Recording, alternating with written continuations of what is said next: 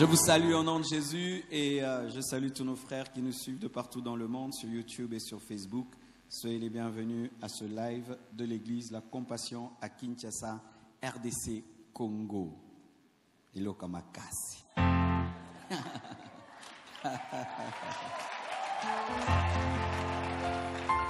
Vous avez compris, aujourd'hui c'est un culte de joie. Donc l'onction est dans la joie aujourd'hui. L'onction est dans la folie aujourd'hui. Donc aujourd'hui, tu es libre d'être debout quand je prêche, d'être assis, même d'être à genoux. Amen. Nous allons nous tenir debout afin de lire la parole du Seigneur. Nous sommes dans la suite de nos enseignements sur l'élévation par la croix. Et notre sous-thème, c'est la puissance dans la faiblesse. Dis ça à ton voisin de gauche, ton voisin de droite, ton voisin de devant, celui de derrière, seulement celui qui n'est pas fâché. Amen. Il y a toujours un voisin fâché, on ne sait pas pourquoi, c'est qu'on lui a fait. Il quitte la maison fâché jusqu'à l'église fâché. Dieu va te donner la joie au nom de Jésus. 1 Corinthiens 1, versets 25 à 29. La Bible dit, « Car la folie de Dieu est plus sage que les hommes, et la faiblesse de Dieu est plus forte que les hommes. Considérez, frères, que parmi vous qui avez été appelés, il n'y a ni beaucoup de sages selon la chair, ni beaucoup de puissants, ni beaucoup de nobles. Mais Dieu a choisi les choses folles du monde pour confondre les sages. Dieu a choisi les choses faibles du monde pour confondre les fortes. Et Dieu a choisi les choses viles du monde et celles qu'on méprise, celles qui ne sont point, pour réduire à néant celles qui sont, afin que nulle chair ne se glorifie devant Dieu. 2 Corinthiens 11, versets 17 à 30. Le livre de Corinthiens est un livre très, très riche, très spirituel. Je vous prie de le lire dans son entier, tout le livre d'un Corinthien et tout le livre de 2 Corinthiens. Lisez, vous serez très enrichis. C'est que je dis avec assurance, 1 Corinthiens 11, verset 17 jusqu'au verset 30, c'est que je dis avec l'assurance d'avoir sujet de me glorifier, je ne le dis pas selon le Seigneur, mais comme par folie. Puisqu'il en est plusieurs qui se glorifient selon la chair, je me glorifierai aussi, car vous supportez volontiers les insensés, vous qui êtes sages. Si quelqu'un vous a servi, si quelqu'un vous dévore, si quelqu'un s'empare de vous, si quelqu'un est arrogant et si quelqu'un vous frappe au visage, vous le supportez. J'ai honte de le dire. Nous avons montré de la faiblesse. Cependant, tout ce que peut oser quelqu'un, je parle en insensé, moi aussi je l'ose. Sont-ils hébreux? Moi aussi. Sont-ils israélites? Moi aussi. Sont-ils de la postérité d'Abraham, moi aussi. Sont-ils ministres de Christ? Je parle en homme qui extravade. Je le suis plus encore par les travaux, bien plus par les coups, bien plus par les emprisonnements, bien plus souvent en danger de mort. 5 fois j'ai reçu des Juifs, 40 coups moins 1. 3 fois j'ai été battu de verge. 1 fois j'ai été lapidé. 3 fois j'ai fait naufrage. J'ai passé un jour et une nuit dans l'abîme. Fréquemment en voyage, j'ai été en péril sur les fleuves, en péril de la part des brigands, en péril de la part de ceux de ma nation, en péril de la part des païens, en péril dans les villes, en péril dans les déserts, en péril sur la mer, en péril parmi les faux frères. J'ai été dans le travail, dans la peine, exposé à de nombreuses veilles, à la faim et à la soif, à des jeûnes multipliés, au froid et à la nudité. Et sans parler d'autre chose que je suis assiégé chaque jour par les soucis que me donnent toutes les églises. Qui est faible que je ne sois faible? Qui vient à tomber que je ne brûle? S'il faut se glorifier, c'est de ma faiblesse que je me glorifierai. 2 Corinthiens 12, versets 1 à 12. 2 Corinthiens 12, 1, 12. Il faut se glorifier, cela n'est pas bon. J'en viendrai néanmoins à des visions et à des révélations du Seigneur. Je connais un homme en Christ qui fut, il y a 14 ans, ravi jusqu'au 3e ciel. Si ce fut dans son corps, je ne sais. Si ce fut hors de son corps, je ne sais. Dieu le sait. Et je sais que cet homme, si ce fut dans son corps ou sans son corps, je ne sais, Dieu le sait, fut enlevé dans le paradis et qu'il entendit des paroles ineffables qui n'est pas permis à un homme d'exprimer. Je me glorifierai d'un tel homme, mais de moi-même je ne me glorifierai pas, sinon de mes infirmités. Si je voulais me glorifier, je ne serais pas un insensé, car je dirais la vérité. Mais je m'en abstiens afin que personne n'ait à mon sujet une opinion supérieure à ce qu'il voit en moi ou à ce qu'il entend de moi. Et pour que je ne sois pas enflé d'orgueil à cause de l'excellence de ces révélations, il m'a été mis une écharde dans la chair, un ange de Satan, pour me souffléter et m'empêcher de m'enorgueillir. 3 fois j'ai prié le Seigneur de l'éloigner de moi, et il m'a dit, ma grâce te suffit, car ma puissance s'accomplit dans la faiblesse. Je me glorifierai donc bien plus volontiers de mes faiblesses, afin que la puissance de Christ repose sur moi. C'est pourquoi je me plais dans les faiblesses, dans les outrages, dans les calamités, dans les persécutions, dans les détresses pour Christ, car quand je suis faible, c'est alors que je suis fort. J'ai été insensé, vous m'avez contraint. C'est par vous que je devais être recommandé, car je n'ai été inférieur en rien aux apôtres par excellence, quoique je ne sois rien. Les preuves de mon apostolat ont éclaté au milieu de vous par une patience à toute épreuve, par des signes, des prodiges et des miracles. Nous terminons par un verset, 1 Corinthiens 1, verset 18. 1 Corinthiens 1, verset 18. Car la prédication de la croix est une folie pour ceux qui périssent, mais pour nous qui sommes sauvés, elle est une puissance de Dieu. Acclamons la parole du Seigneur. Alléluia. La puissance dans la faiblesse. Cela était le secret du ministère de Paul.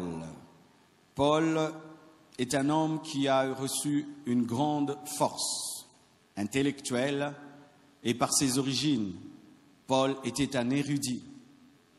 Et de deux, ce n'était pas un juif à moitié, c'était un vrai juif et plongé dans la loi.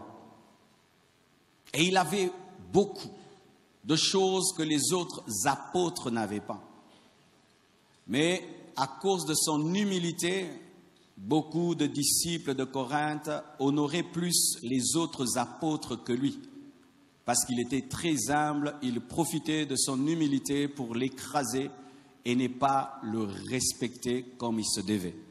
C'est alors que Paul dit s'il devait être insensé et parler avec un peu de folie, il peut se glorifier de ses origines, il peut se glorifier d'être juif, fils d'Abraham, et il peut même se glorifier de son ministère parce qu'il avait travaillé plus que les autres, il avait souffert plus que les autres, il avait prêché plus que les autres. Mais au lieu de se glorifier de ce qu'il était, il a préféré se glorifier de la faiblesse qu'il avait. Et il présente un équilibre que Dieu place dans sa vie afin de l'empêcher de s'enorgueillir suite aux grandes révélations spirituelles de la parole et du monde spirituel qu'il avait. Dieu permet qu'il y ait un ange de Satan qui soufflette dans sa chair. Et il y a plusieurs théologiens qui disent qu'il avait une maladie. Certains disent qu'il souffrait des yeux parce qu'il dit que vous étiez capable de me donner vos yeux. D'autres disent qu'il était infirme. Il y a tellement d'interprétations à ce sujet, car le vrai problème n'est pas connu, mais ce qui est vrai, Paul avait une épine dans son corps, quelque chose dans son corps, dans sa santé, qui le dérangeait et plusieurs fois, il a demandé à Dieu de le guérir et Dieu ne l'avait pas fait et lui a dit que sa grâce lui suffisait. Mais il dit que Dieu a permis qu'il ait cette écharde dans sa chair afin qu'il ne puisse pas s'enfler, que chaque fois qu'il verra ce problème dans son corps, qu'il ne puisse pas tomber dans l'orgueil. Et il a commencé même à se glorifier de cette faiblesse parce que cette faiblesse permettait à ce que la puissance de Dieu repose sur lui, parce que cette faiblesse le gardait dans l'humilité et attirait la gloire de Dieu. Et mes frères et sœurs, lorsque vous voyez 3 chapitres, 3 grands passages de la Bible dire la même chose, sachez que c'est un principe. Il y a de la puissance dans la faiblesse. Amen. Et il y a de la faiblesse dans la puissance. Lorsque je parle de faiblesse, qu'est-ce que je veux dire? Je ne veux pas dire le péché, parce qu'il y a des gens qui se glorifient d'être des pécheurs et ils disent que là où le péché abonde, la grâce de Dieu surabonde. Ils entretiennent une faiblesse de péché pour que la grâce de Dieu surabonde sur eux. C'est une déviation par rapport à la grâce de Dieu. Il ne s'agit pas d'un péché que tu gardes. Quand je dis la puissance dans la faiblesse, je ne parle pas de la puissance dans le péché, parce qu'il n'y a pas de puissance dans le péché. Amen. Pour Paul, nous voyons c'est l'humilité, et c'est cela. La puissance dans l'humilité, la puissance dans la simplicité. La puissance dans la simplicité, car Paul pouvait être un vantard, il pouvait être un orgueilleux, il pouvait s'appeler l'apôtre des apôtres, mais il dit qu'il est le dernier de tous. Mais il n'est pas le dernier de tous. Paul était le meilleur de tous, mais lui-même, il dit qu'il est le dernier de tous. La puissance dans l'humilité, la puissance dans la simplicité, la puissance dans l'absence de force, pas l'absence de force physique, mais l'absence de force en dehors de la force de Dieu. Amen. L'absence de force en dehors de la force de Dieu. Lorsque tu deviens incapable d'être fort par toi-même et que toute la force que tu as provient de Dieu, c'est ça la faiblesse. Lorsque tu n'as aucune force en dehors de Dieu. C'est la mort à soi-même, la faiblesse, c'est la mort à soi-même. Et j'ai beaucoup enseigné sur la mort à soi-même. C'est le fait de renoncer à toi et d'accepter que la croix puisse te crucifier, que tu puisses mourir à tes ambitions personnelles, à tes motivations personnelles, à tes projets personnels, que tu puisses mourir à ton orgueil, que tu puisses mourir à toi-même. C'est le brisement. C'est accepter que Dieu te casse, que Dieu te brise, que Dieu te taille, que Dieu te forme, que Dieu puisse te donner la forme qu'il veut, même si tu ne veux pas cette forme. C'est accepter que Dieu te donne la forme qu'il veut, même si tu ne veux pas cette forme. C'est avoir confiance au potier, sachant qu'il fera toujours un vase d'honneur. Alléluia. La faiblesse. La faiblesse, c'est l'état de moindre force rendant incapable de résister ou de s'imposer devant Dieu. C'est l'état de moindre force rendant incapable de résister ou de s'imposer devant Dieu. C'est l'état où tu ne luttes plus avec Dieu. Tu ne combats plus avec Dieu. Tu ne combats plus la volonté parfaite de Dieu. Tu ne combats plus le plan de Dieu. Tu ne combats plus les versets bibliques dans ta vie. Tu ne choisis plus dans la Bible ce que tu veux et ce que tu ne veux pas. Tu arrêtes de te battre. Tu déposes les armes, tu ne luttes plus avec Dieu. C'est ça la faiblesse. C'est un état où tu ne luttes plus avec Dieu. Tu ne combats plus avec Dieu. Et tu dis comme Jésus l'a dit, non point ma volonté, mais que ta volonté soit faite. Non point ma volonté, mais que ta volonté soit faite. Si tu le veux, qu'il en soit ainsi. C'est dire amen à tout ce que Dieu veut. C'est ça l'état de faiblesse.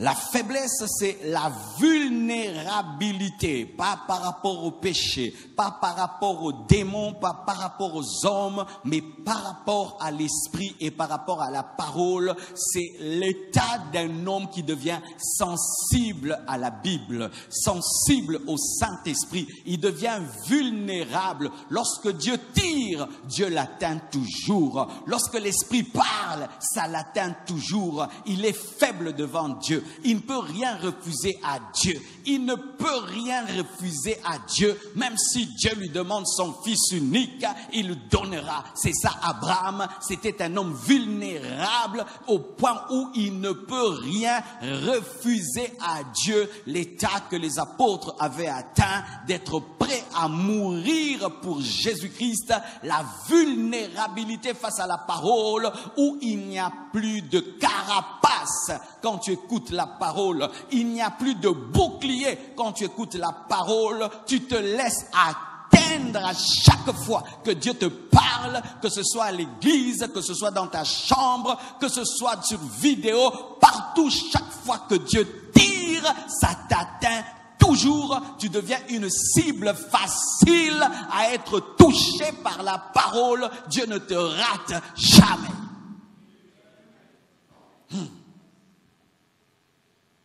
C'est l'état de ce qui est insuffisamment fort et vigoureux sans Dieu. C'est l'état de ce qui est insuffisamment fort et vigoureux sans Dieu. C'est l'état où quand tu n'es pas sous l'onction, tu n'as pas de force. Quand tu n'es pas rempli de l'esprit, tu n'as pas de force. Quand tu n'es pas rempli de l'esprit, tu n'as rien à dire. Quand l'onction de Dieu ne coule pas sur toi, tu ne peux rien. Tant que Dieu ne bouge pas, tu ne bouges pas. Quand Dieu ne parle pas, tu ne parles pas. Quand Dieu n'inspire pas, tu n'inspires pas. Quand Dieu n'envoie pas, tu ne vas pas. De sorte que tu deviens comme David, un guerrier qui demande la permission à Dieu pour aller en guerre. Où il ne compte pas sur son armée, il ne compte pas sur ses chars, il ne compte pas sur sa stratégie de guerre, mais il compte sur l'invisible et Dieu doit lui dire s'il va vaincre. C'est ça la faiblesse. Et c'était ça le secret du ministère de Paul. Les gens cherchent des secrets. Les gens m'écrivent ces derniers temps. Ils m'appellent, Pasteur Marcelo, donne-nous le secret. Ils pensent que je vais leur dire des choses mystiques. Le secret de la puissance n'est pas la puissance. Le secret de la puissance, c'est la faiblesse. Cherche ma faiblesse, tu vas trouver mon secret. Et pas ma faiblesse, péché ou caractère, non, ma faiblesse devant Dieu, ma dépendance de Dieu, c'est ça ma force. Quelle est la force d'une branche? Quelle est la force d'une branche? Si tu vas rechercher une branche qui porte beaucoup de fruits et tu lui poses la question branche, branche, branche, dis-moi quel est ton secret? Qu'est-ce que tu fais pour avoir beaucoup de fruits? La branche va dire ce n'est pas moi, c'est la tige, c'est la sève, c'est la terre. Mais comment tu fais? Je fais de mon mieux pour être collé à 100% à la tige et ainsi je reçois la sève pour porter du fruit. C'est tout. Oui, c'est tout. Mon secret, c'est la tige et c'est ma connexion à la tige. Si tu te colles à la tige, tu auras les mêmes résultats que moi. Je suis totalement dépendant de la tige. C'est pourquoi j'ai des fruits. Mais si je me décolle un peu, il y aura la sève qui va commencer à me rater. Et ainsi, au lieu de porter 10 fruits, je vais porter un seul fruit. La force de la branche n'est pas la branche. La force de la branche n'est pas le fruit. Mais la force de la branche, c'est la connexion. C'est l'attachement à la tige. Et la force du chrétien, ce n'est pas le chrétien. La force d'un ministère, ce n'est pas le ministère. La force d'un ministère, ce n'est pas la foule, ce n'est pas la prédication, ce n'est pas l'onction, mais c'est l'attachement à celui qui donne l'onction. C'est l'attachement à celui qui bénit. C'est l'attachement à celui qui élève. C'est l'attachement à celui qui donne la vie. C'est l'attachement. Tu veux connaître mon secret? Viens avec moi quand je m'attache à Jésus. Viens te coller à lui quand je me colle. Viens avec moi quand je jeûne. Viens avec moi quand je pleure. Viens avec moi quand je cherche Dieu. Viens avec moi quand je m'agenouille. Viens avec moi quand je lis la parole. Viens avec moi quand je reste silencieux 2 heures devant Dieu. C'est ça mon secret. C'est ça mon secret. Mon secret, c'est l'attachement, c'est la dépendance. C'est tout. Il n'y a aucun autre secret. J'ai pas d'autre secret. Est-ce que la branche s'attache seulement le matin? Non. Elle s'attache seulement le soir? Non. Elle s'attache seulement en janvier? Non. Elle s'attache depuis qu'elle est jusqu'à ce qu'elle mourra. Il n'y a pas un jour d'attachement. Il n'y a pas une heure d'attachement. Il n'y a pas un mois d'attachement. Toute ta vie, c'est attachement. Lundi, attachement. Mardi, attachement. Jeudi, attachement. Dimanche, attachement. Samedi. Toute ma vie, toute ma vie, toute ma vie. Aujourd'hui, j'ai jeûné. Je n'ai pas attendu Alpha 40. Aujourd'hui, j'ai jeûné. C'est ça le secret, l'attachement. Et ne s'attache que celui qui n'a pas de force. Regardez comment les enfants s'attachent à leur maman.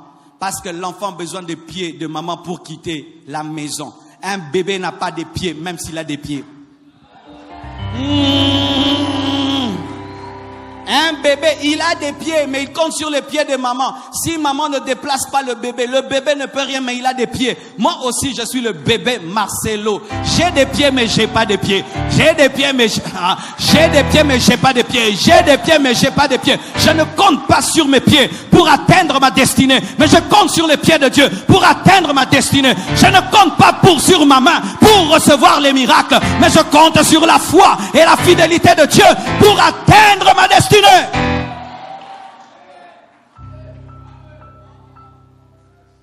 Le secret du grand Paul, c'était la faiblesse.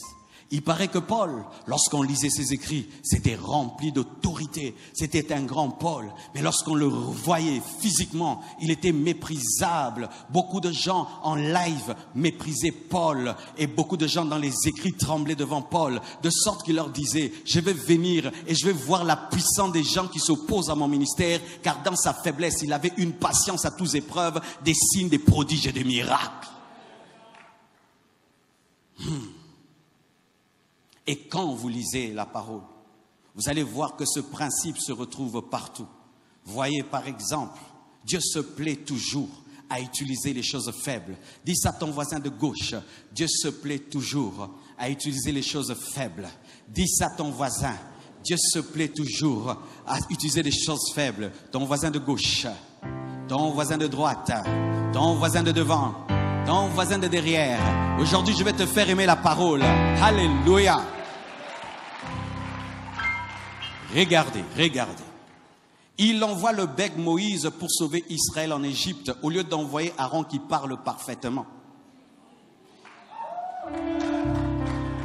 Il se cache dans le bégaiement de Moïse. Pourquoi? Parce qu'il aime la faiblesse. Il se plaît à voir un homme qui fait des miracles en disant Nza, nza, mbe, lobi. Mais dans les nza, nza, nza, mbe, lobi, il y a la mer qui s'ouvre en deux. Il peut frapper l'Égypte des ténèbres, mais il bégaye. Bien-aimé, je bénis Dieu pour ton bégaiement. Ton bégaiement est une invitation à la puissance de Dieu. Je dis ton bégaiement est une invitation à la puissance de Dieu. Ne te fatigue pas de bégayer. Continue à bégayer et Dieu viendra t'utiliser et il te donnera un Aaron qui va interpréter ton bégaiement.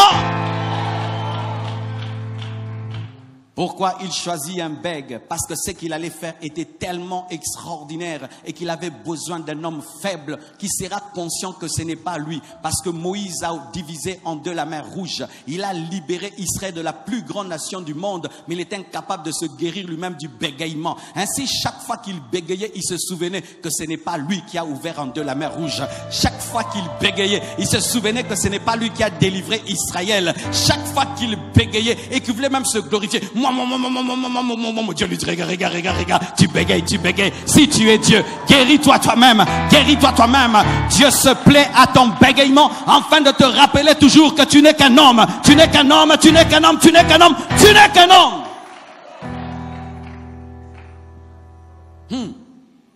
C'est quand tu remarques un homme qui fait des miracles et des prodiges, lui-même porte des lunettes.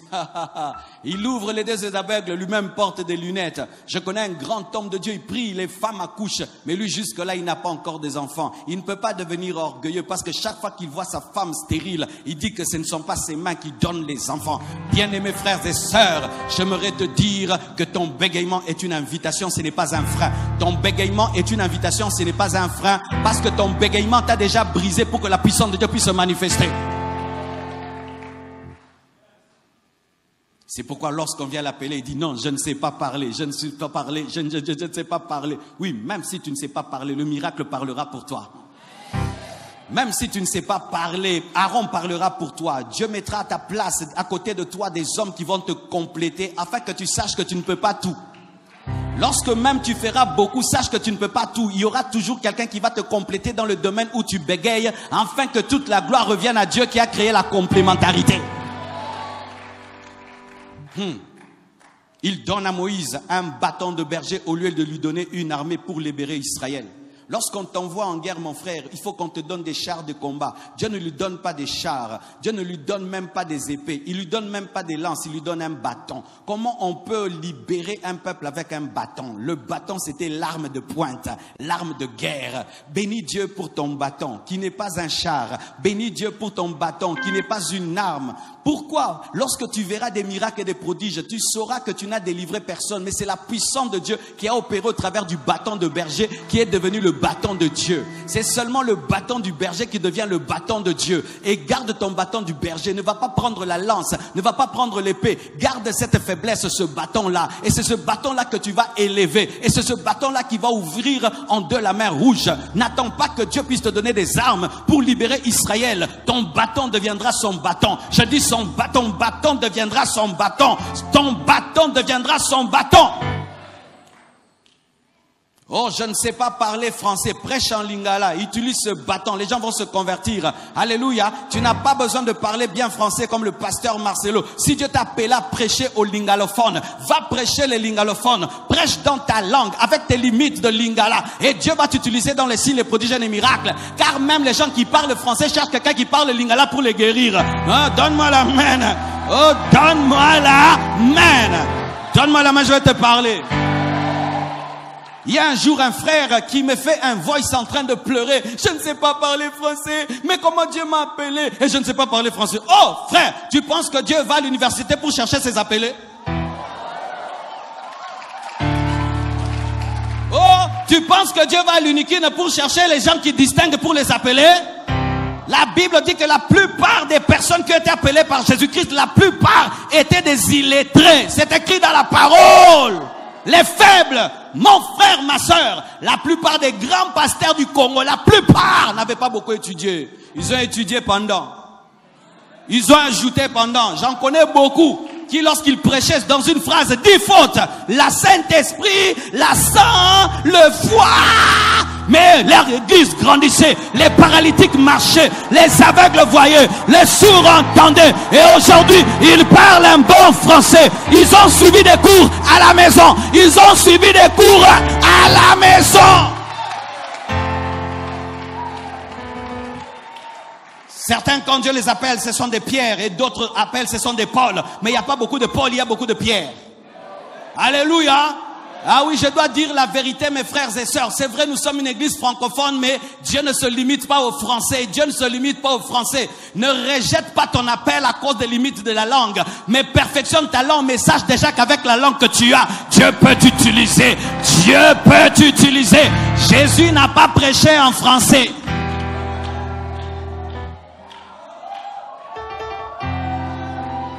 Le bâton du berger n'est pas que le bâton du berger, c'est le bâton de Dieu. Pendant que tu le choisis, tu penses qu'il ne va faire que diriger des animaux, alors que lorsque Dieu le voit, il le voit en train d'ouvrir en deux la mer Rouge. Et pendant que tu regardes ta faiblesse, tu penses que tu vas te limiter là, alors que Dieu te voit sur une estrade, il te voit dans une compagnie, il te voit dans le monde, en train d'influencer les hommes avec ton bâton.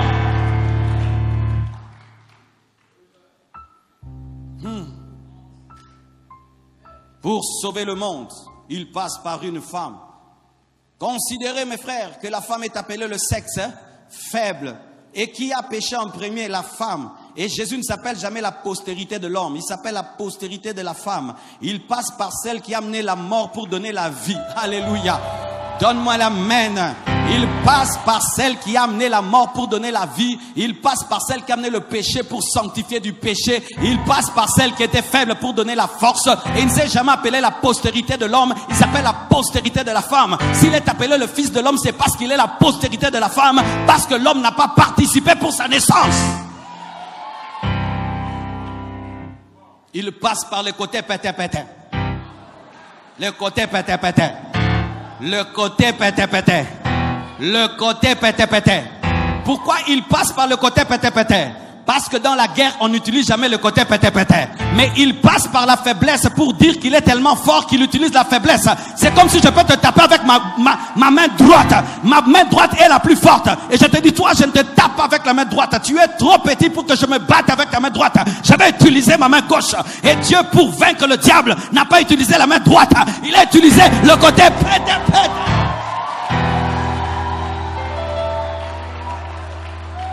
Alléluia.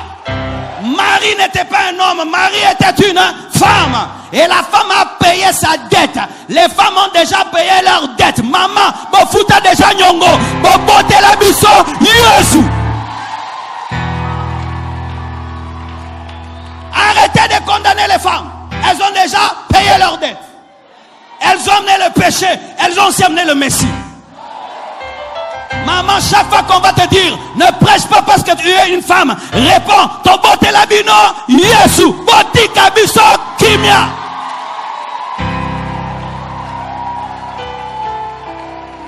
Les femmes ont enfanté, les hommes ont adopté. Joseph était le père adoptif, mais Marie a enfanté Jésus. Marie a porté Jésus dans son ventre pendant 9 mois. Les femmes ont déjà payé leurs dettes. La Bible nous dit, lorsque l'homme a dit, c'est la femme que tu m'as donnée, qui m'a donné le fruit, et Dieu va vers la femme, il lui dit quoi? Tu enfanteras avec douleur. Mais il ajoute, il dit au serpent, la postérité de la femme t'écrasera la tête. Cette femme que tu as séduite, c'est elle qui va engendrer le Messie qui va t'écraser. Elle se vengera. Elle se vengera. Et les femmes se sont vengées. En Jésus-Christ, les femmes se sont vengées.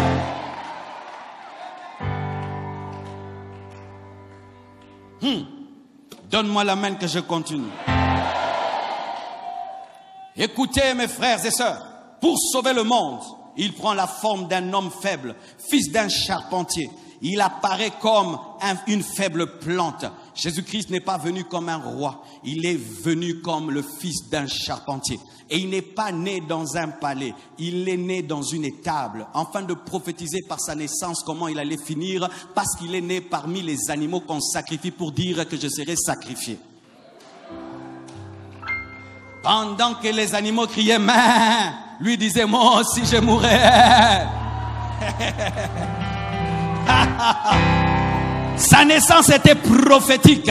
Dès sa naissance, il était la révélation qui n'allait pas finir sur la terre comme un roi, mais il allait finir comme un sacrifice. Mais la présence aussi des mages révélait que celui qui est né faible finira comme un roi, car ils sont venus comme des rois afin d'adorer celui qui est né dans la faiblesse. La puissance dans la faiblesse. Pourquoi Jésus-Christ a commencé comme le fils d'un charpentier? Pourquoi il a commencé dans la faiblesse? Afin que tout homme qui le sert puisse le servir. Car s'il avait commencé haut, tous ceux qui sont de basse naissance allaient dire, je ne peux pas servir Dieu. Moi, je ne suis pas né dans un palais. Moi, je ne suis pas un prince. Moi, je ne suis pas une princesse. Mais Jésus-Christ est né dans une étable. Il est né au point zéro. Afin que tout homme croie qu'il peut aussi servir Dieu. Même si tu es né à Maloueka, à Makala, à Mbouti, à Bibois, je te dis que tu peux le servir. Il a paru comme une simple plante. Il n'a pas commencé haut pour que les hommes ne puissent dire c'est impossible. Il a commencé bas pour que l'homme dise si il peut, nous pouvons.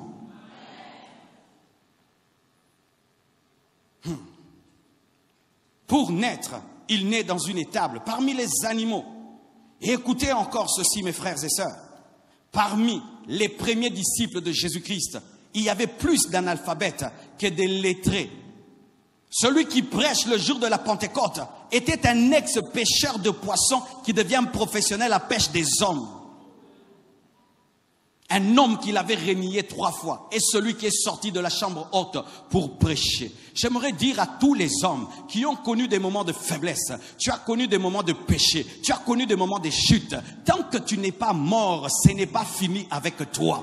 Tant que tu n'es pas mort, ce n'est pas fini avec toi. L'homme qui a prêché le jour de la Pentecôte n'avait pas un grand passé. Il n'avait pas un bon CV. Je dis, il n'avait pas un bon CV. Son seul CV, c'était la grâce de Dieu. Son seul CV, c'était le feu du Saint-Esprit. Son seul CV, c'était la présence de l'Esprit. À vous tous qui avez un passé chargé, il est une occasion pour que Dieu manifeste sa puissance et manifeste sa grâce. Relevez-vous, relevez-vous, relevez-vous, relevez-vous, relevez-vous, relevez-vous. Ce n'est pas Jean qui a prêché le jour de la Pentecôte, c'est Pierre. C'est Pierre, un homme qui a régné. Un homme qui n'a pas tenu parole, un homme qui a connu des moments de faiblesse, un homme qui est rentré en arrière, mais un homme qui a cru que Dieu lui avait pardonné. Pécher c'est mal, mais rester dans la culpabilité c'est pire que pécher. Tomber c'est mal, mais rester dans la boue c'est pire que pécher. Relevez-vous et marchez encore. Le diable te pousse à régner parce qu'il sait que tu prêcheras la Pentecôte. Tu as beaucoup de combats à cause de ce que Dieu a déposé en toi. Le diable est en train de sentir que bientôt une grande porte va s'ouvrir dans ta vie. C'est pourquoi il te pousse à pécher. Bientôt ta destinée va devenir claire. C'est pourquoi le diable veut t'écarter de Dieu. Continue à te battre, continue à lutter, continue à te battre, continue à lutter. 1000 fois tu tombes, 1000 fois relève-toi. 7 fois tu tombes, 7 fois relève-toi. Tant qu'il y a tué à la vie, demande à Dieu pardon. N'écoute jamais la voix du diable qui te culpabilise, car tant que tu auras le souffle, Dieu entendra ton pardon. Tu as trop péché, oui, j'ai trop péché, mais le sang de Jésus a coulé et il n'a pas séché. Makila kaukite, makila e kaukite ezoloba. Relevez-vous.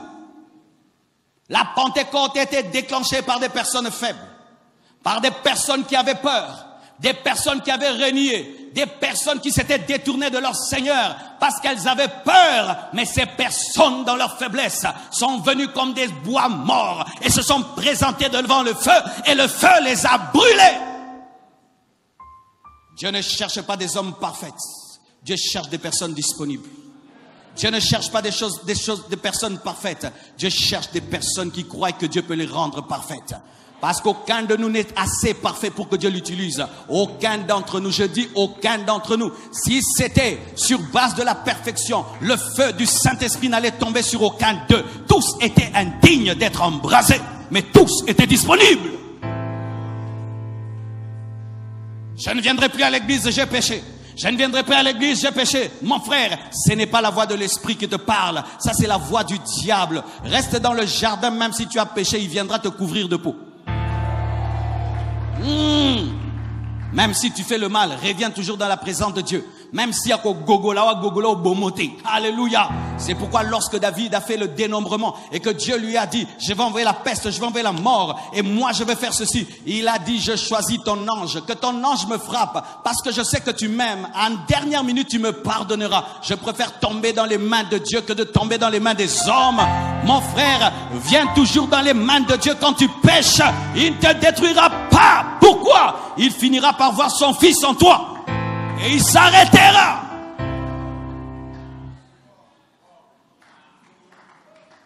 Quittez la propre justice, mes frères. Quittez la propre justice. Aucun homme n'entre au ciel par sa propre justice, car notre justice est un habit souillé devant Dieu. Aucun d'entre nous n'entrera au ciel parce qu'il est parfait. Personne, mon frère. Si c'est par la perfection, Jésus n'allait pas mourir. Il est mort parce que nous tous, nous avons eu 0 sur 10 à l'école de la sainteté. Yes, a triché la biso papa sa biso badok. Boye ba ngote. Boye ba ngote. Yes, a triché la biso na école la sainteté puis a signé la biso. 1 plus 1 égale à 2 plus 3. Mais c'est ce qu'on appelle la justification. C'est quoi la justification? C'est te donner la veste du saint alors que tu es pécheur. C'est te déclarer saint alors que tu es pécheur. C'est te déclarer juste alors que tu es pécheur. et te donner maintenant la nature du juste pour que tu puisses vivre selon la justice que tu as reçue.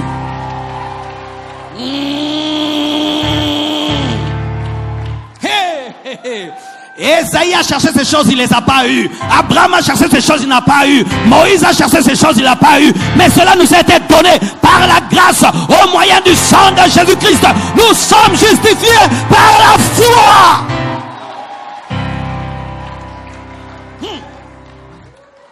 La première obéissance, ce n'est pas l'obéissance des œuvres, c'est l'obéissance de croire. Ah oui. Beaucoup de gens pensent que la première obéissance, c'est faire des choses. Non, la première obéissance, c'est croire. Quand Dieu te dit tu as désobéi, la désobéissance qui mène en enfer, c'est refuser de croire.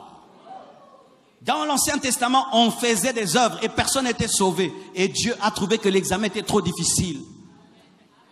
Il a demandé à son fils de faire l'examen.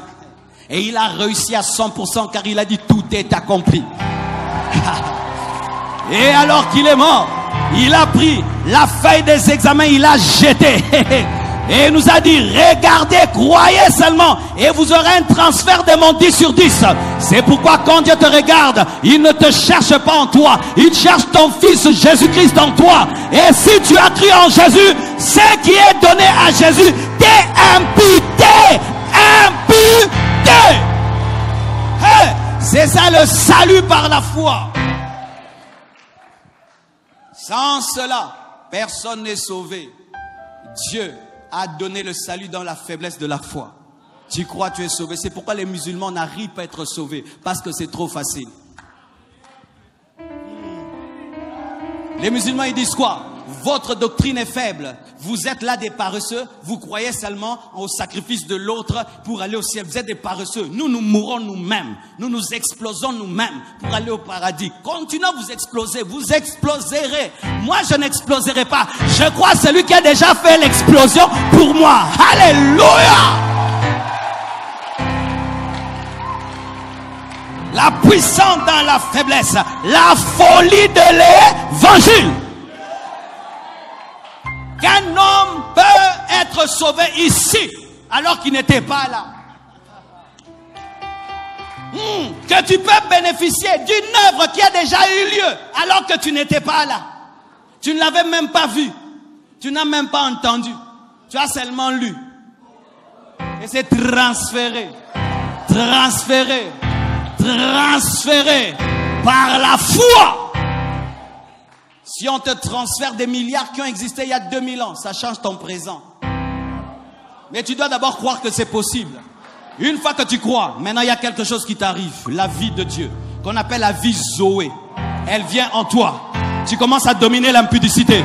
Tu commences à dominer le mensonge. Tu commences à dominer la haine, la colère. Pourquoi? Celui qui te sauve vient entrer en toi afin que tu aies la capacité de vivre comme il a vécu. Ainsi maintenant, tu as la vie par la foi.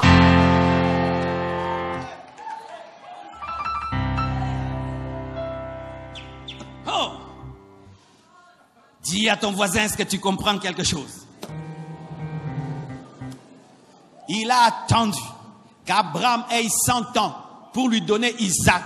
Et il a attendu que Sarah ait 45 ans fois 2, 90 ans, pour lui donner Isaac. Pourquoi? Afin que toute la gloire lui revienne. Tu n'es pas assez vieux pour recevoir Isaac. Tu n'es pas assez vieux pour recevoir Isaac. Tu n'es pas encore assez vieux pour recevoir Isaac. Et je ne parle pas de la vieillesse physique, de la vieillesse spirituelle. Tu es trop fort pour faire la chose, c'est pourquoi la chose ne se fera pas. Le jour où tu ne pourras plus la faire, c'est alors qu'elle se fera pour que Dieu soit glorifié. Ta Sarah est encore forte, Dieu ne la bénira pas. Il attend qu'elle soit totalement désespérée pour qu'elle espère en lui.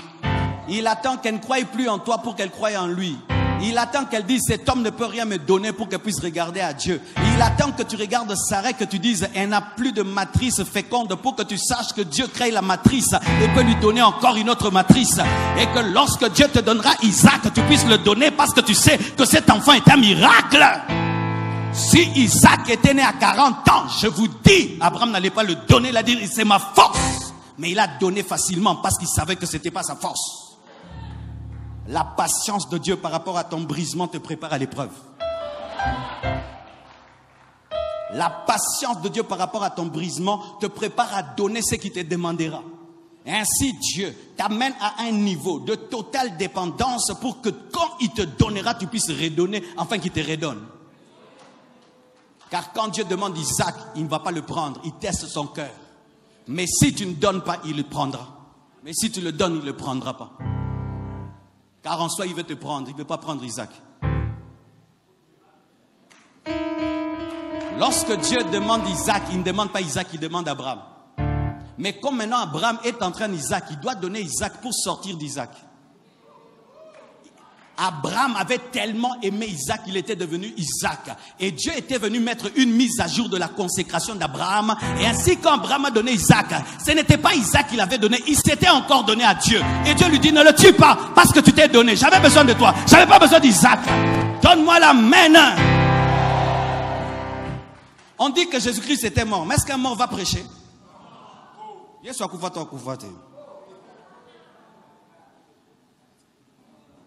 La Bible nous dit que Jésus-Christ est allé dans le séjour de mort prêcher. Physiquement, il était mort, mais en esprit, il n'est jamais mort. Parce qu'un esprit ne meurt jamais, il est allé prêcher. Et Isaac était mort sans mourir. Et Jésus était perdu sans être perdu. Oh, mais c'est vrai, non? Parce qu'il est allé prêcher aux âmes qui étaient perdues au temps de Noé. Et ne peut prêcher que celui qui est toujours vivant. Ça veut dire quoi? Tu ne perds jamais ce que tu donnes à Dieu. Cela vit toujours. Vous ne perdrez jamais ce que vous donnez à Dieu. Cela continue à vivre, mais dans une autre forme. Dans une autre forme. En soi, l'offrande change de forme. Ça quitte mon présent, ça entre dans mon futur. Ça existe toujours, mais ça a voyagé. Est-ce que ce qui a voyagé est mort? Ça disparaît. Mais c'est pas mort.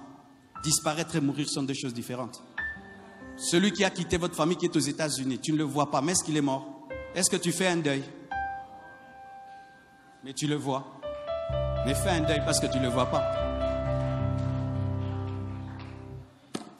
Ah, mon Dieu. Mes frères, si tu comprends cela, tu ne vas plus lutter être fort. D'ailleurs, tu vas commencer à lutter être faible. Tu vas te plaire des persécutions. Quelqu'un te gifle, tu dis gloire à Dieu. Parce que la gifle permet, c'est que Dieu puisse les gifler. Les gens te rejettent, ça pousse Dieu à s'approcher de toi.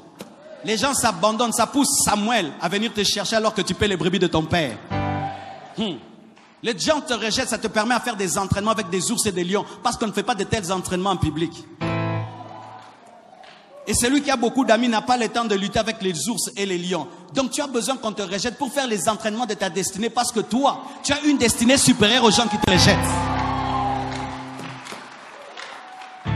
Tu vois, les gens te rejettent, ça t'a donné une vie de prière. Ah, c'était important que tu aies la vie de prière parce que ta destinée a besoin d'une forte onction. Et pour que tu aies cette onction, tu n'as pas besoin d'avoir beaucoup d'amis. C'est pourquoi on te rejette. C'est pourquoi on te rejette. Bénissez Dieu pour vos faiblesses. Bénissez Dieu pour la persécution. Bénissez Dieu pour le rejet. Bénissez Dieu pour l'abandon. Ou tu regardes ton téléphone, tu cherches qui tu vas appeler, tu ne trouves pas, tu n'as pas d'amis. Bénis Dieu. C'est pour que Dieu devienne ton ami. C'est pour que Dieu devienne ton ami. C'est pour que Dieu devienne ton ami.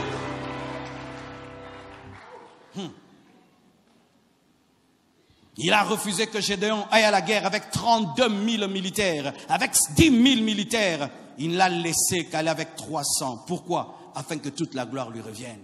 Tu es très accompagné, mon frère. Bientôt, Dieu va te séparer des gens. Tu es très accompagné. Tu es trop aimé, trop aimé, trop aimé. Dieu va faire que tu puisses découvrir ce qui t'aime vraiment. Préparez-vous, mes frères, à des abandons, à des rejets. Préparez-vous à perdre 10 000, 22 000 personnes pour gagner vos vrais amis. Gardez vos vrais amis. Bientôt, Dieu va te purifier. Il va te délivrer de toutes les personnes qui sont ta force et qui ne devaient pas être ta force. Afin que tu gardes dans ta vie les vraies personnes. Et c'est dans cette faiblesse, dans ce tri, que Dieu va manifester sa puissance. Je prie que Dieu te délivre des faux amis. Je prie que Dieu te délivre des paresseux. Je prie que Dieu te délivre des gens qui sont là et qui te critiquent dans le dos et qui sont là sans être là. Et si tu dois garder un seul ami, garde un seul ami, garde un seul ami, gardez un seul ami. Tu découvriras des choses que tu devrais découvrir. Tu les surprendras en train de parler de toi. Tu découvriras des SMS qui s'écrivent. tu entendras des voix qui s'envoient. Tu les surprendras en train de dire du mal de toi. Et certains même, ils ne sauront plus cacher leur hypocrisie. Ils vont révéler leur hypocrisie. Ils vont révéler leur déloyauté. Et c'est une bonne chose, mon frère, afin que tu saches que tu n'avais personne pour chercher Dieu. Ton fiancé va te décevoir, il va te quitter parce qu'il occupait la place de ton vrai fiancé. Ah, alléluia. Oui, ton chef d'entreprise va te chasser parce que tu ne peux pas prospérer dans cette entreprise-là. Tu dois fonder ta propre entreprise et Dieu le permettra. Dieu le permettra. Les hommes vont quitter, mais c'est Dieu qui les fera quitter parce que Isaac doit naître et l'autre doit partir. La présence de l'autre empêche à Isaac de naître. Et il y a des personnes autour de nos vies qui empêchent à ce que la puissance de Dieu se manifeste. C'est seulement lorsqu'elle quitte que Dieu te bénit. Il y a des gens qui habitent ta maison qui doivent quitter ta maison, car Dieu ne peut pas te bénir dans leur présence. Ah oui, mes frères, je sais très bien ce que je dis. Je sais très bien ce que je dis. Il y a des gens, quand ils habitent avec toi, Dieu ne te bénira jamais. Jusqu'à ce que ces personnes quittent ta maison, c'est alors que Dieu te bénira. Oui, mon frère, des fois tu penses que tu as perdu alors que tu as gagné. Des fois tu penses que tu as perdu alors que tu as gagné. Surtout les personnes qui viennent dans vos maisons et qui remplissent la maison. Il y a des gens qui ont cet esprit-là. Il est dans ta maison et remplit la maison. Il a un esprit mauvais qui remplit la maison. Sa présence, sa manière d'être et de faire sature la maison. Dieu fait que souvent ces personnes-là partent pour que l'atmosphère de la maison soit libérée et que Dieu puisse donner la vraie bénédiction. Car des fois, il y a des bénédictions qui ne viennent pas parce que vous êtes triste, parce que vous n'êtes pas dans la joie et votre manque de joie provient d'une personne qui abîme l'atmosphère de la maison. Bouddha, Bouddha, Bouddha, Loba, Loba, Loba, ce sont des personnes qui abîment l'atmosphère de la maison. Ou quand tu achètes une télévision, ils sont jaloux. Tu achètes des vêtements, ils sont jaloux. Tu achètes une voiture, jalousie. Tu arranges la maison, jalousie. Mais il habite ta maison, mais il est jaloux que tu arranges la maison. Ces personnes doivent quitter ta vie. Car des fois, tu voudras t'acheter des choses, tu n'achètes plus. Tu voudras arranger ta maison, tu ne sais plus arranger. Pourquoi? Lorsqu'il va voir. Mon frère, je n'ai pas beaucoup de temps à vivre. Je dois me réjouir sur la terre et je dois faire tout ce que je peux faire. Ah oui, je sais ce que je dis. Depuis que je suis jeune, j'habite avec les gens. Dès que j'ai pris ma maison, j'habitais avec des gens. J'habitais avec des bonnes personnes qui étaient des sources de joie, de bénédiction pour moi. Mais j'habite aussi avec des personnes. Quelqu'un te cherche, il peut même pas dire qu'on te cherche. Il commence même à causer avec celui qui est venu te chercher. Et il te casse auprès de la personne qui t'a cherché. Tu achètes une télévision, il la regarde, il te dit pas quelle nouvelle télévision. Tu portes des nouveaux vêtements, il te regarde comme s'il veut te les arracher. Gédéon, tu ne peux pas aller en guerre avec de telles personnes. Non, tu dois aller avec 300 personnes, des guerriers, c'est-à-dire des gens qui peuvent courir avec toi. Il vit avec toi et ta vie c'est sa vie. Ton combat c'est son combat. Tes luttes c'est son tes luttes. Eyinda, tokende. Pas des gens qui dans la chambre sont en train de te critiquer, mais c'est toi qui les nourris. Pas des gens, tu les nourris, mais sont en train de parler du mal de toi. Et ne disent même pas merci pour ce que tu fais. Quand tu es un enfant, je peux le faire. Quand tu as grandi, j'arrête de le faire. Je me concentre même sur des gens que je ne connais pas, que je vais aider. Pourquoi? J'ai pas beaucoup de temps. Jésus ne perdait pas son temps. Vous ne croyez pas ici à Betty Makolo, à qui?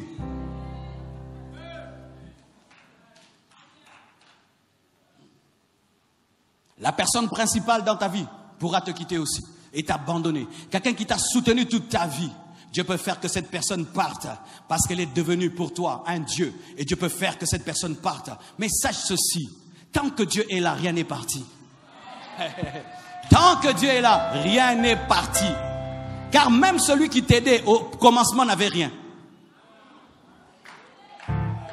Même celui qui t'aide, il est né pauvre. Il n'est pas né avec l'argent. Alors tu ne vas pas dépendre de quelqu'un qui a un commencement.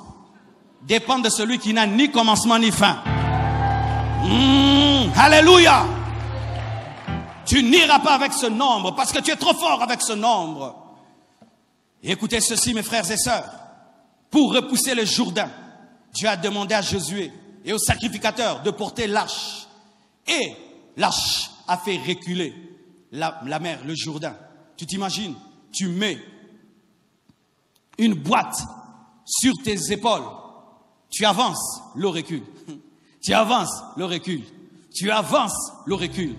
Parce que l'eau ne te craint pas toi, mais l'eau craint la gloire de Dieu qui est sur l'arche. Et l'eau sent la même gloire qui existait dans Genèse, quand l'Esprit de Dieu se mouvait au-dessus des eaux. Et la voix qui a parlé. Et il sait que ça c'est mon créateur. Et il recule pour lui faire place. Mais comme tu portes celui qui a créé, pendant qu'on fait place à Dieu, on te fait aussi place. Ne t'encombre pas avec des choses qui ne marchent pas. Ne t'encombre pas avec des choses qui ne sont pas respectées. Porte Dieu dans ta vie. Porte la gloire de Dieu dans ta vie. Porte la gloire de Dieu dans ta vie. Même si Dieu ne te donne pas des grandes armes, sa présence est l'arme principale. Si j'ai le Dieu des hommes, les hommes me respecteront. Si j'ai le Dieu de la nature me respectera. Si j'ai le Dieu des politiciens, les politiciens me respecteront. Si j'ai le Dieu qui a créé le corps, la maladie me respectera. Si j'ai le Dieu qui a chassé le diable me respectera. Je ne cherche pas les hommes, je cherche l'arche. Dieu te donnera des méthodes qui paraissent être folles, mais ce sera sa méthode. Car lorsqu'on veut repousser l'eau, il y a un principe, on fait des digues. Quand tu vas à Amsterdam, tu vas en Hollande, ils repoussent l'eau avec des digues. Ils peuvent repousser, mais Dieu ne donne pas des digues, il donne la Shekinah.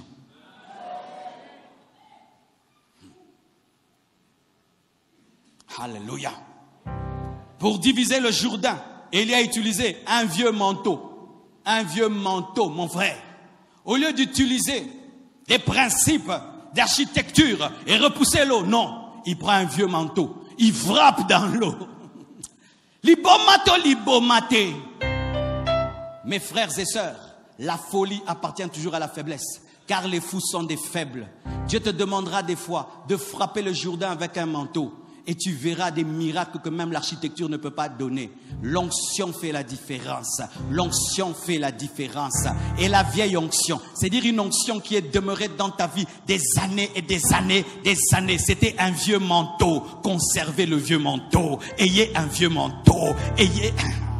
Ayez un vieux manteau où tu as 10 ans dans le Seigneur et 10 ans tu es sous l'onction. Tu as 15 ans dans le Seigneur, tu as 15 ans sous l'onction. Tu as 20 ans dans le Seigneur, tu as 20 ans sous l'onction. Un vieux manteau brise et divise le Jourdain. Un vieux manteau. Ne change pas de stratégie. Ne change pas de manteau devant le Jourdain. Utilise le vieux manteau. Utilise la vieille onction. Utilise cette grâce qui a demeuré sur ta vie. Et les gens peuvent dire, tu fais toujours de la même manière, tu pries toujours de la même manière. Oui, de la même manière, ça a toujours marché. Je ne vais pas changer. Amen. Hein? Oh, pasteur, tu pries toujours. Dieu maintenant touche comme ça, touche comme ça. Pourquoi tu veux que je change? C'est mon vieux manteau. Je l'ai depuis ma jeunesse. Il fonctionne toujours. Je ne vais pas changer. Fais-toi tes choses à toi. Moi, je reste dans mon vieux manteau. Et Élisée était intelligent. Il a récupéré le vieux manteau. Et il l'a utilisé de la même manière. Et le Jourdain a obéi encore. Lorsqu'une nouvelle génération de serviteurs de Dieu se lève, ne change pas la manière dont Dieu t'utilise pour commencer à copier les gens. Opère dans ton vieux manteau. Amen. Hein? Je vois beaucoup d'hommes de Dieu, lorsqu'ils voient des jeunes qui commencent des choses, ils commencent à changer les choses. Non, mon frère, ta maman prépare toujours les foufous, même s'il y a des fast-food. McDo échangea soupe à maman à bissoter. Hamburger na shawarma échangea kolamba maman à bissoter.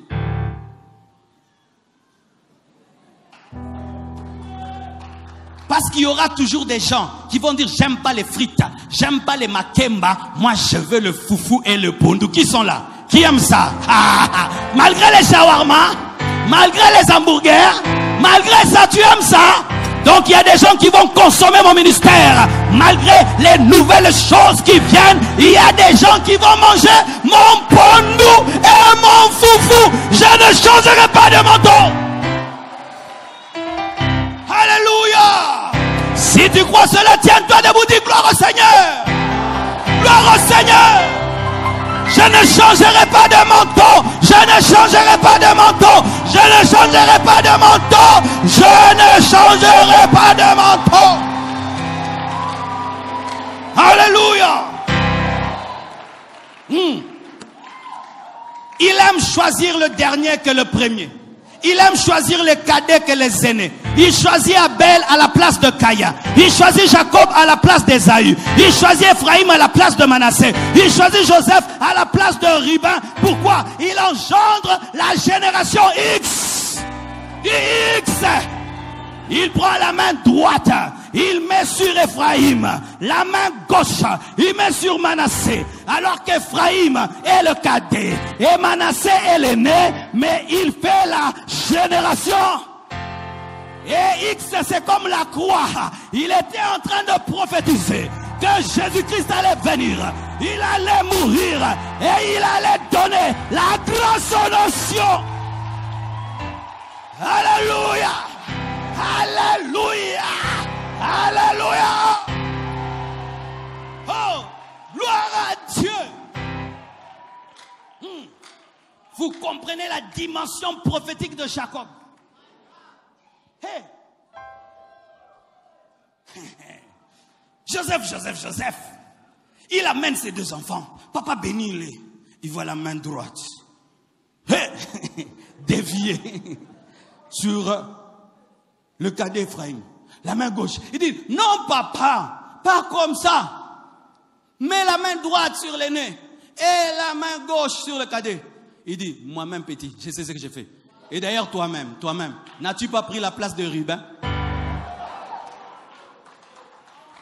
C'est Joseph qui avait reçu le droit d'aînesse qui était réservé à Ruben. Et après des années, Dieu donne le droit d'aînesse à Judas et à Lévi.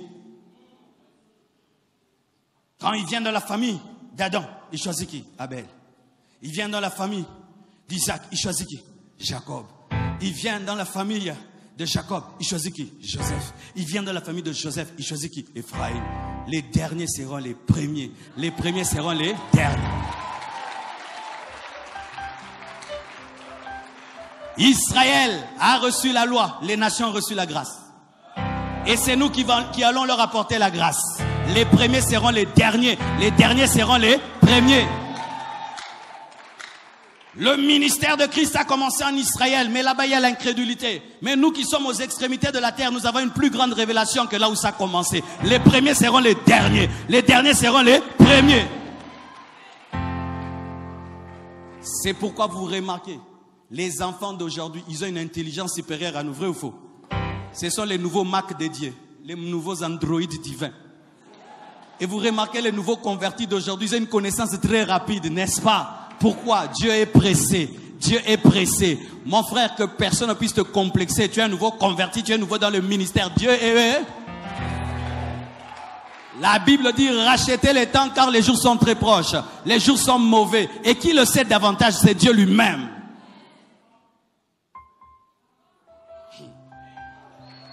Même si tu es le cadet de la famille, tu peux devenir l'aîné de la famille. Tu peux le devenir spirituellement. Je dis tu peux le devenir spirituellement. Je dis tu peux le devenir spirituellement. Tu peux le devenir spirituellement.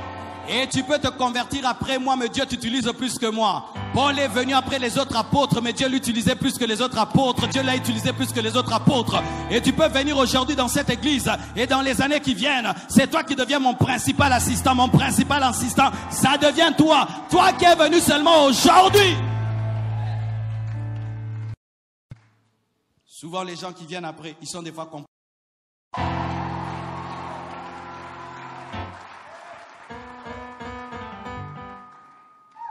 Vous savez pourquoi ils ne touchent pas la robe? Parce qu'ils sont habitués à la robe. Ils peuvent être à la compassion, mais ils ne touchent pas l'onction parce qu'ils sont habitués au pasteur Marcelo. Mais toi, quand tu viens comme ça, waouh! Quelle manière de prêcher! La pasteur! Ah! Frère, ouvrez les portes et entre personnes ne soient pas complexés par les anciens.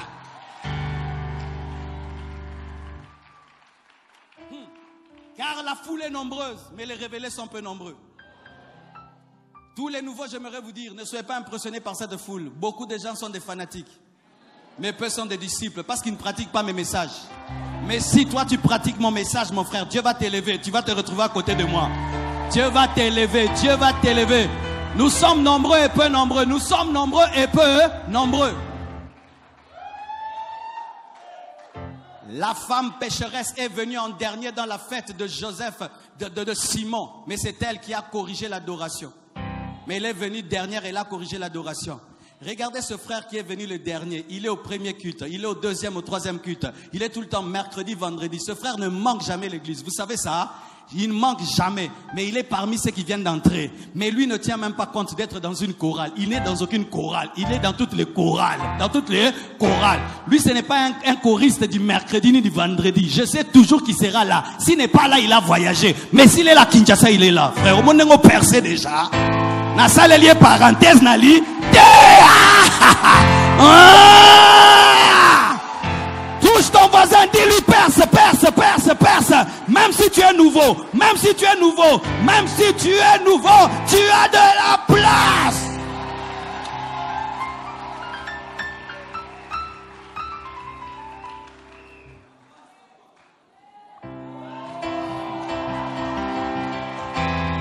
Amen.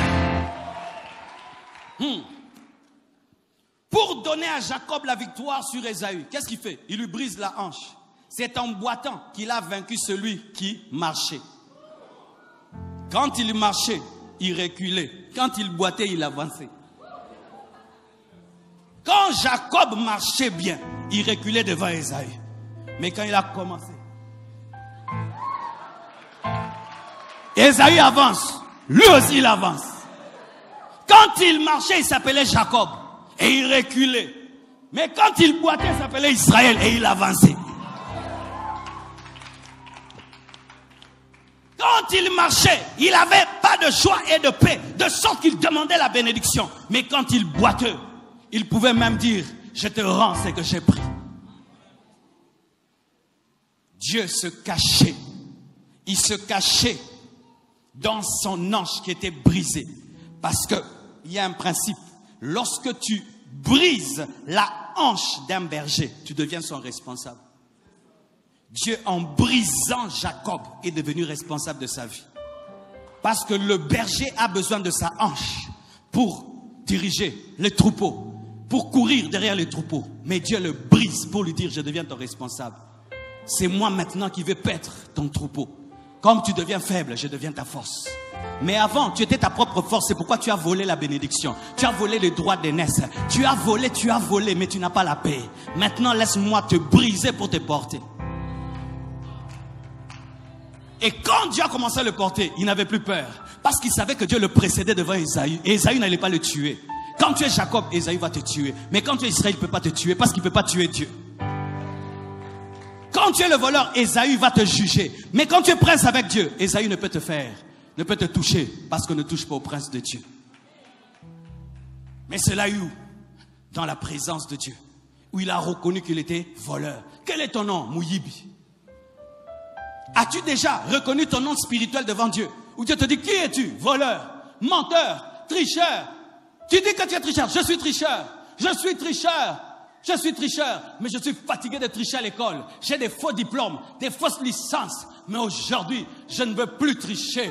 Je ne veux plus tricher. Deviens mon intelligence. Ok, pour que je devienne ton intelligence, tu n'amènes plus des docs. Tu n'amènes plus des docs aux examens.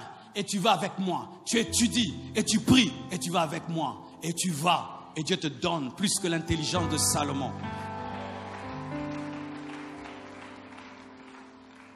La démarche du boiteux est plus belle que la démarche du marchand.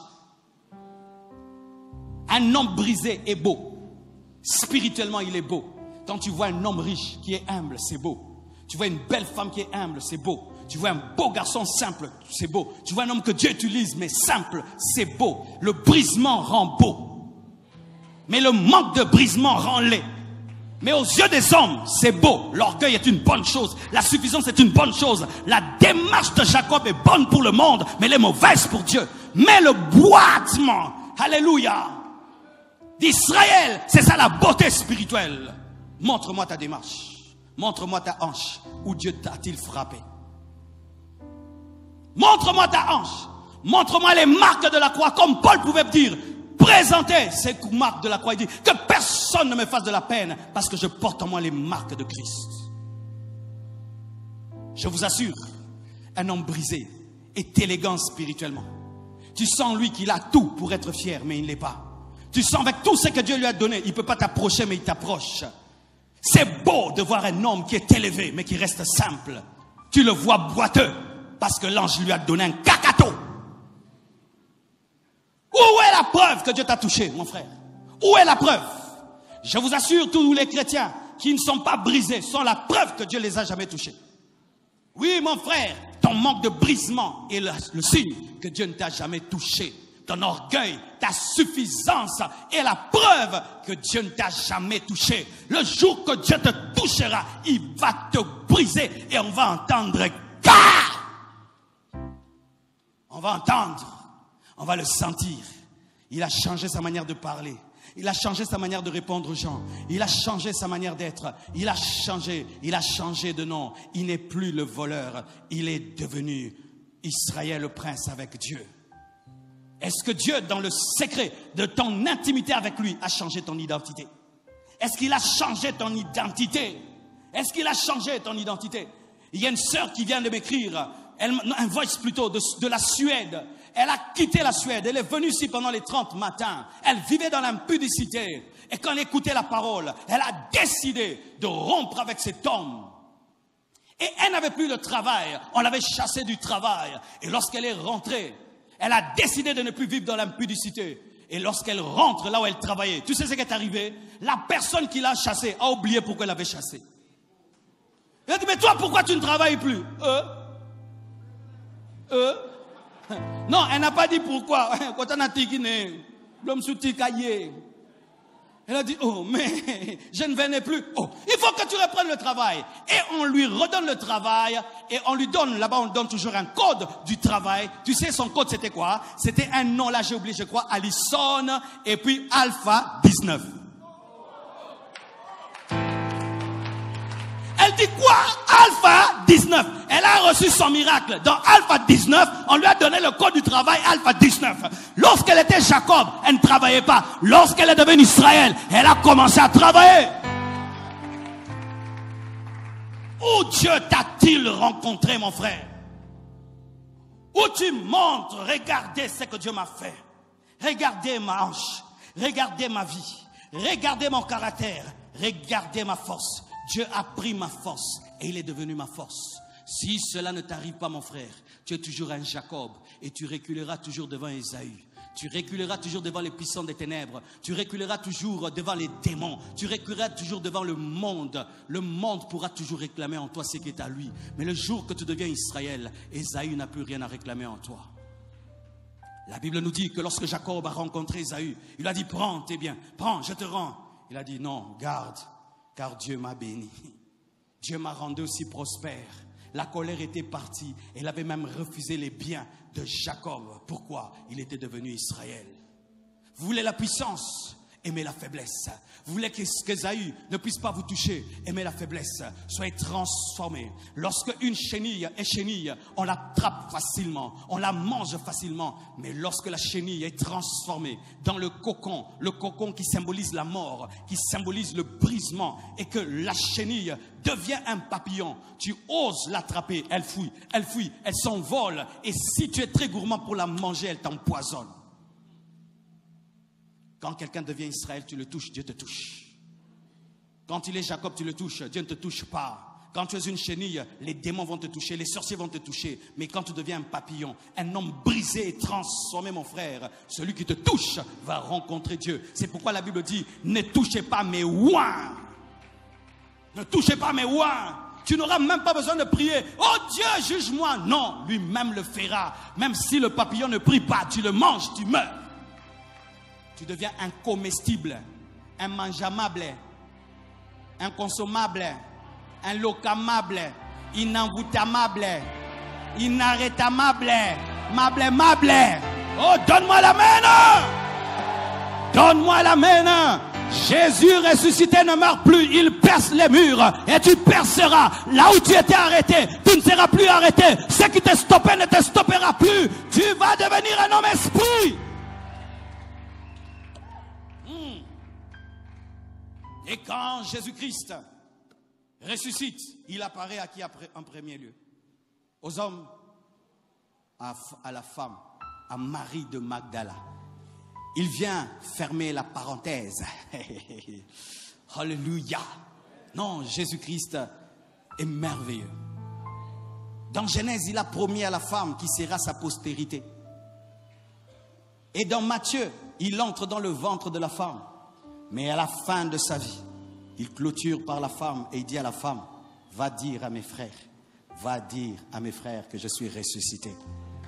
La femme qui a enfanté Jésus, c'est elle qui a annoncé la grossesse.